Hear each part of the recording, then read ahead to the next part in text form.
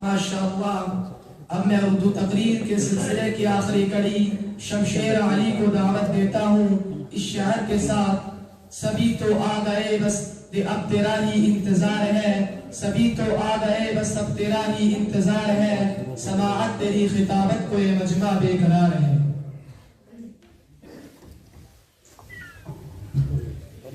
السلام علیکم ورحمۃ اللہ وبرکاتہ.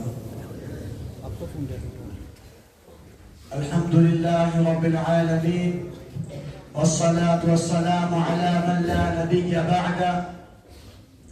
اما بعد فاعوذ باللہ من الشیطان الرجیم. بسم اللہ الرحمن الرحیم. قل ان الموت الذي تفرون منه فإنه ملاقيكم ثم تردون إلى عالم الغيب والشهادة فينبئكم بما كنتم تعملون. وقال النبي صلى الله عليه وسلم كن في الدنيا كأنك غريب أو عابر سبيل. پیام مرگ سے اے دل تیرا کیوں تب نکلتا ہے، پیام مرگ سے اے دل تیرا کیوں تب نکلتا ہے، مسافر روز جاتے ہیں یہ رستہ یوں ہی چلتا ہے. محترم حاضرین سامعین اکرام، موت ہر جاندار کے لیے کتنا بھیانک اور کیسا خطرناک لفظ ہے.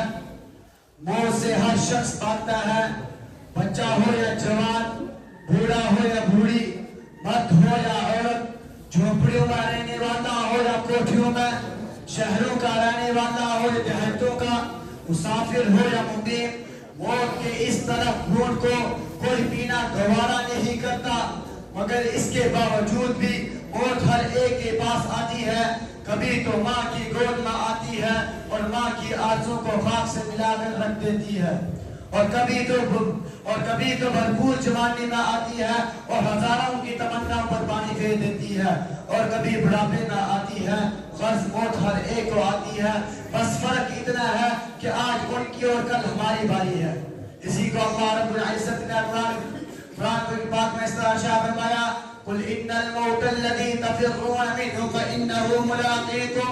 اے نبی فرما دیجئے جس موت سے تم فرار کرتے ہو وہ کہیں ضرور ملے گی، اور تمہیں اس مالک کی طرف لوٹنا ہے جو تمہارے ظاہر و باطن، اندر و باہر کا علم رکھتا ہے، اور تمہیں کل قیامت کی دن جس میں اولین و آخرین جمع ہوں گے اور نفسی کا عالم ہوگا اور تمہارے اعمال سے متنبہ کرے گا.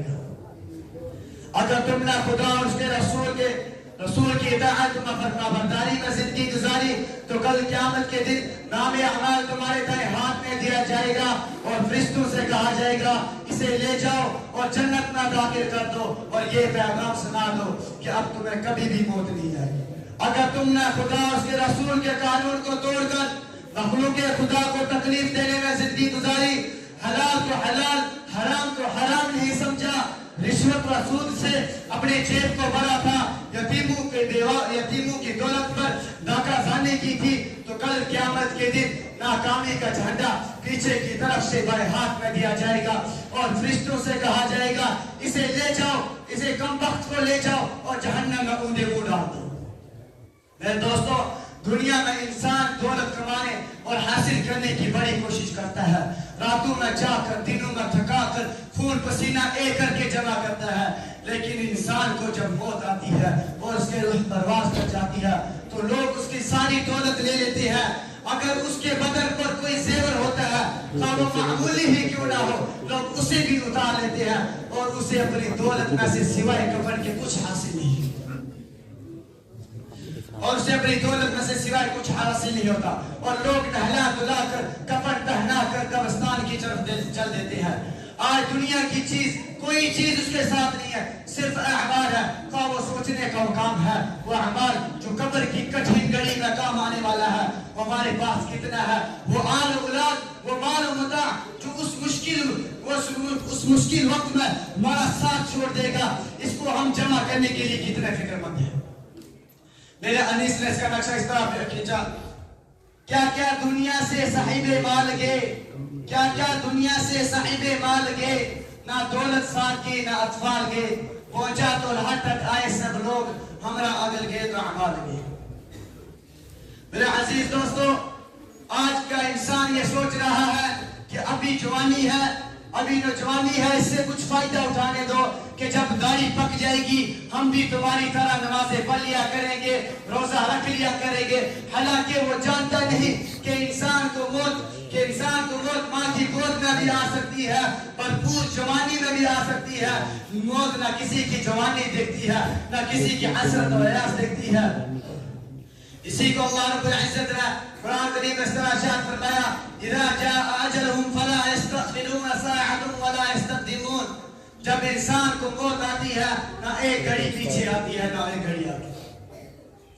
امام مالک کا واقعہ آپ لوگوں نے سنا ہوگا اور آپ کی کتابوں میں اس طرح لکھا ہے کہ امام مالک نے خواب میں آقا صلی اللہ علیہ وسلم کی زیارت کی اور پوچھا آقا صلی اللہ علیہ وسلم سے پوچھا کہ میں 17 برس سے مدینہ میں ہوں بتا دیجئے کہ میری موت کب آئے گی. آپ صلی اللہ علیہ وسلم نے مسکرا کر آسمان کی طرف دیکھا اور ہاتھ کی 5 انگلی اٹھا دی. امام مالک حیران ہو گئے آخر سے 5 مہینے یا 5 ہفتے یا 5 دن مراد ہے. علامہ ابن سیرین جو خواب کی تعبیر دینے میں وقت کے مشہور امام تھے امام مالک نے ان کے پاس آدمی بھیجا کہ حضرت سے پوچھ کر آئے ذرا اس خواب کی تعبیر کیا ہے. تو بات ظاہر ہوئی کہنے لگے یہ خواب کسی عام آدمی کا نہیں. تو بات ظاہر ہوئی پوچھا کہ یہ خواب کس نے دیکھا تو بات ظاہر ہوئی کہ یہ خواب امام مالک نے دیکھا. علامہ ابن سیرین نے کہا قرآن میں علامہ ابن سیرین نے فرمایا کہ خمس لا يعلمه الا الله. ان 5 چیزوں کا علم اللہ کے سوا کسی کو نہیں. ان اللہ عنده علم الساعة وينزل الغيث ويعلم ما في الارحام وما تدري نفس ماذا تكسب غدا وما تدري نفس بأي ارض تموت. عزیزو یاد رکھو موت ہر جاندار کے لیے عزیزو موت نہ ایک دن ہر ایک کا دروازہ کھٹکھٹائے گی. اس لیے دوسروں کو اپنے کندھوں پر رکھ کر عبرت حاصل کر لو کہ ایک نہ ایک دن تم کو بھی دوسروں کے کندھوں پر سوار ہو کر شہر خاموشہ جانا ہے.